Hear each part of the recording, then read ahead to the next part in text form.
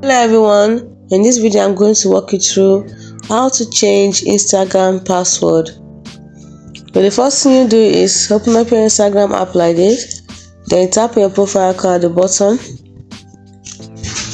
tap on the three lines at top right corner, tap on account center, tap on password and security, tap on change password, tap on the Instagram account, and then you input the current password here.